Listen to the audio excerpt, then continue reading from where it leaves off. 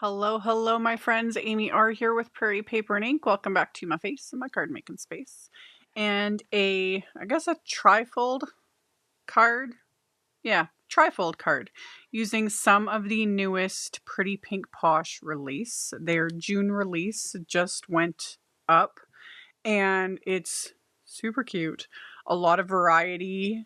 So many things. So many things. So I used some of the new products. I will have a link to the new release in the description box below the video. I will also, of course, have links to all the supplies I used in the description box below. My links are affiliate links. That just means that if you click on one of my links, end up placing an order, I get a little kickback from that at no extra cost to you, and that is what helps pay the bills and fund the channel. And yeah, this is also part of a blog hop, because there's, hops and fun things for the release. So I'll have, as always, a link to my blog post worth checking out because I'll have links to the other stops, tons of inspiration, fun stuff. So check all those things out below and then just keep watching and I'll show you guys how I made this card. So this card wasn't the easiest to take photos of because it makes more sense like seeing it being opened, which of course I'll show at the end of this video. So I'm using the Pretty Pink Posh Utility Vehicles stamp set. This set's really cute. All our stuff's really cute, honestly. But there's like kind of 3 different vehicles in the set. There's, like a tow truck and like a garbage or recycling truck and then a little postal truck. So I went with the postal truck and I stamped it along with the little accessories and whatnot onto some of Simon Says Stamps smooth white 120-pound cardstock. I was using intense black ink because it's a alcohol marker friendly ink. And I was stamping everything just with my little acrylic blocks because, as you could see, I was stamping multiples. I had a rough idea in my head when I started of what I was going to make, but I wasn't totally sure. But I was like, if I end up having like extra images, I'll either stick them on the inside of the card or I can make a second card, So once they were stamped, I used my Copic markers. And this first tiny little bit here was real time because I don't move this quickly at all. Like I always say, it would be nice to be able to do this, not necessarily coloring. It would just be nice to move this quickly, like cleaning, vacuuming, dusting. Anyway, use my Copic markers for coloring. Still love my Copics. I've been doing more and more videos with my Olo markers that I got however many months ago. Done ones with my Spectrum Noir tri-blends. For me, I just like having options. No one needs all the coloring options. You really don't. I am just an all opportunities, equal whatever you want to call it when it comes to coloring. And I like to collect different types of coloring methods and using them. So I kept the coloring simple. I did, like red and blue. I colored the little postal trucks red because up here in Canada, they are red. And I kept very basic combos, like sort of my go-tos. Like this is my go-to red combo for Copics, R27, R29, R27, R24. I work darkest to lightest. It's just a convenience thing. If you're newer with alcohol markers, it's generally recommended that you go lightest to darkest. You have a little bit more control that way. But yeah, once you get used to it and get comfortable with it, darkest to lightest is just what works. And then for the like tires, I'm using cool grays in the darkest shades. You generally don't want to go in with like straight black because then you lose all definition. And cool grays are my kind of go-to for that. And then since I'm going from literally black to all the way to white, I just kept with the cool grays and just kept working my way to lighter and lighter shades of everything. And like coloring some of the little packages, the little labels on the like parcels. And then when I get to some of the lightest shades of the gray, I add just a smidge to all the little individual like envelope stamps and whatnot as well, just to give them a tiny bit of shading. And then I worked my way to brown for the parcels and the little post for the mailboxes. And again, my go-to brown combo, E27, E25, E23. Once I had everything colored in, grabbed a yellow shade for the little headlights, and then I grabbed my Jelly Roll gel pen. This is the size 10 because Jelly Roll white gel pens come in 3 different widths. There's a 3, a 5, and a 10. Or is it a 5, a 7, and a 10? I don't even remember. I just use the 10. That's the only one I use. That's the widest width, and that's my preferred one. The one thing I will say, if you struggle with gel pens, it's the biggest thing you need to remember is you need to use them consistently. If they sit for too long, they dry out in the tip of the pen. You can sometimes get that to work again by like holding it in your hand and like scribbling it on your skin. But the biggest thing is just to use it consistently. I've never had a problem with my Jelly Roll pens ever, but I do use them quite often. So after I added my little dots and highlights, I die cut them with the coordinating wafer dies. And then I used, this is the City Buildings die set that I just showed, and I die cut just more white cardstock with those wafer dies. And I'm starting with the buildings, and I'm just using some light gray ink. This is Simon's Flannel Positively Saturated ink and a blending brush. And just blending this kind of from the bottom and then just letting it fade out towards the top of all these buildings just to add that little extra something. So blended that on there first, and then I went to the street wafer die, and it's actually 2 separate wafer dies. There's the piece that die cuts the like street with the little stitch edge, and then the stripes or the dashes down the center of the street. That's a separate wafer die, so you can choose how you want to use that. I die cut it at the same time, and then I'm going to inlay the pieces later. I wasn't actually going to do that, but then I changed my mind. But yeah, I like that it gives you options, because you could also just use it like as a sidewalk instead, So I just die cut those pieces, and then those I blended with charcoal Positively Saturated ink. Not too worried about my blends being perfect, because this ink smooths out as it dries. Like, it dries back, softens, smooths out. Plus, of course, I'm going to add splatter. So cleaned all of that up, and then I grabbed Sunbeam Positively Saturated ink, and this is the piece that goes behind the buildings. So I just blended it again kind of from the bottom up and just kind of let it fade, so I've got different shades going on. And then for the splatter, I am using my Distress watercolor pencils. I have mine in a palette. I will link to the playlist I have at the end of this video of just videos I've done using Distress watercolor pencils, and one of the first videos in that playlist shows how I made this palette. So I've been using the Distress watercolor pencils more and more for splatter, and I'm really liking it. And I was like, I bet I could use my little fan brush with my little palette, and I've got, an entire plethora of colors right at my fingertips for splatter. So yeah, super happy about that. So that's what I did. So I splattered all of the pieces with different colors of Distress watercolor pencils. I just would get my little fan brush wet with clean water, and then I just swirl it in the pan of choice and then splatter. Simple. Love it. So I did that to the yellow background for the buildings. I'm pretty sure it was fossilized amber was the color I used. For these buildings, I'm pretty sure that was hickory smoke. And then for the little pieces for the streets, I'm going to use black soot, of course. And yeah, just rinsed my brush out in between the colors, got it wet again, and then swirled it in there, reactivates the Distress watercolor pencil, and splattered away.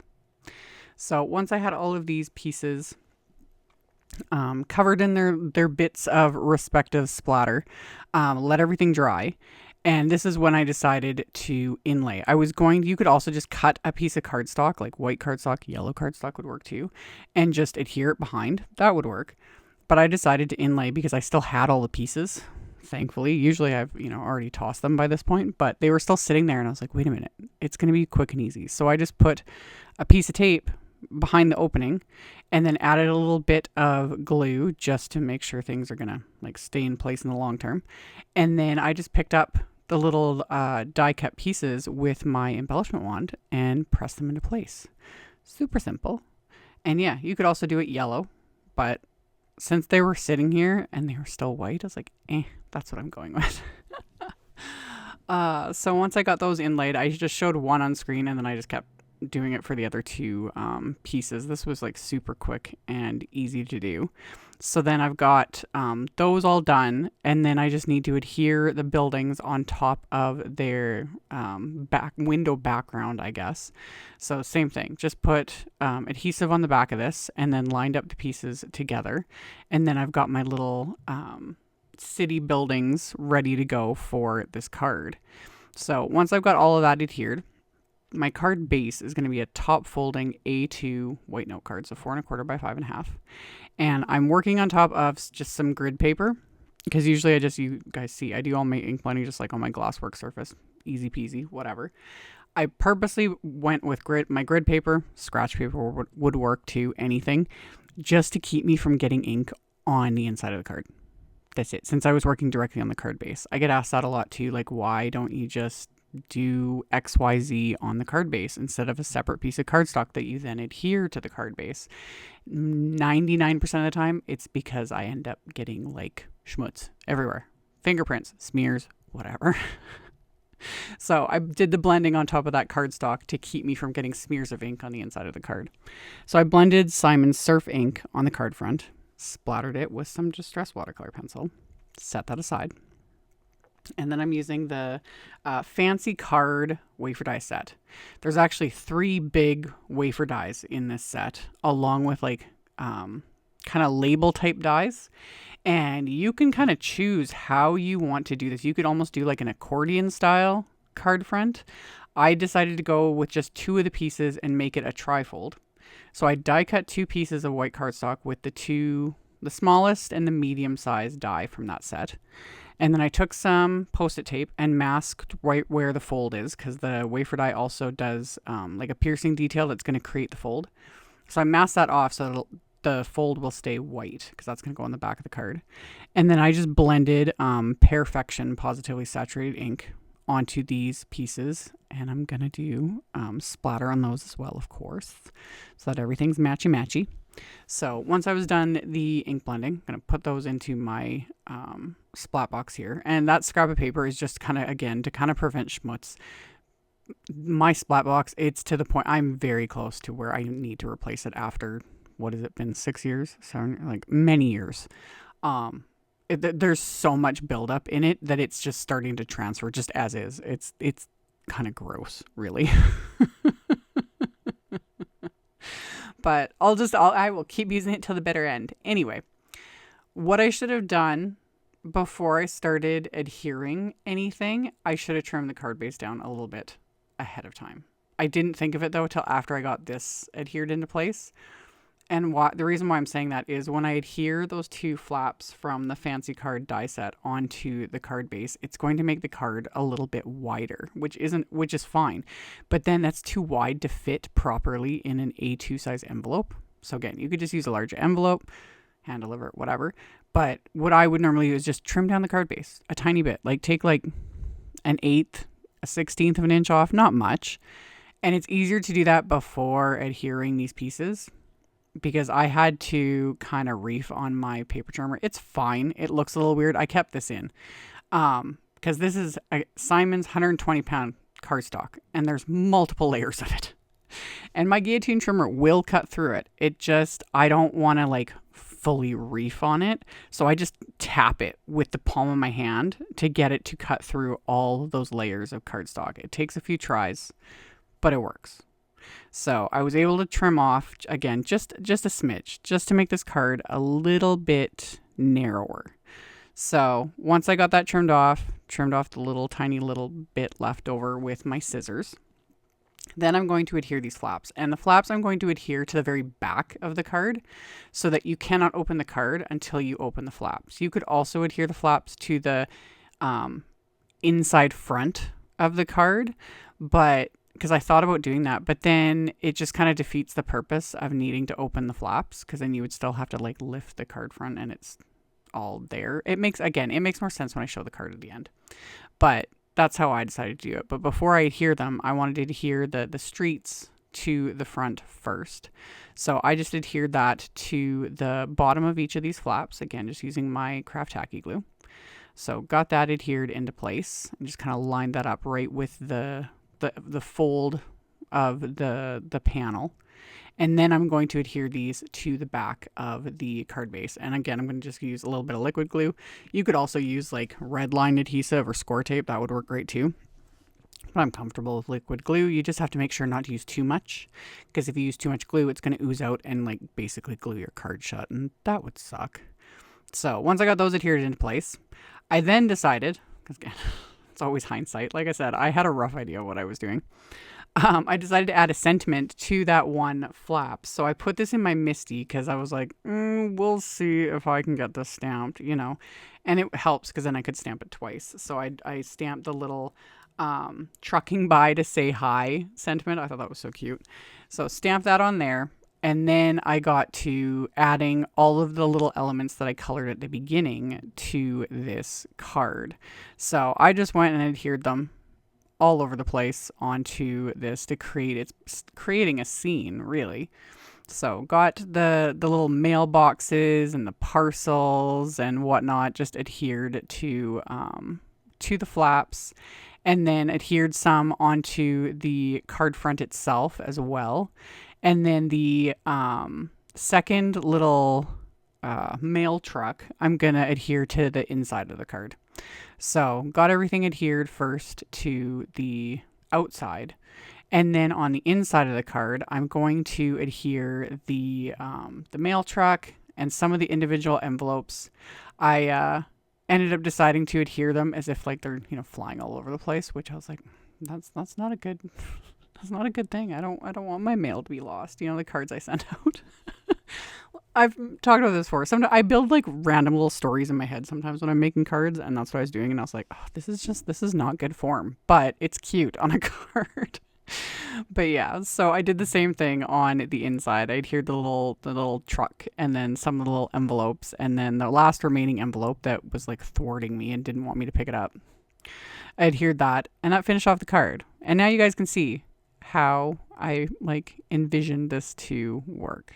Super cute, super easy, and really fun. So like I mentioned in the intro, I will have links to all the things in the description box below. So if you just expand that, all of that info will be there, along with a link to my blog post and all the info. So you can check that out if you are interested. Thank you all so very much for taking the time to watch my video, for thumbs upping and commenting. I appreciate it so much. It really does help. Subscribe if you haven't. I'd love to have you. And I will see you all very soon in the next one. Bye.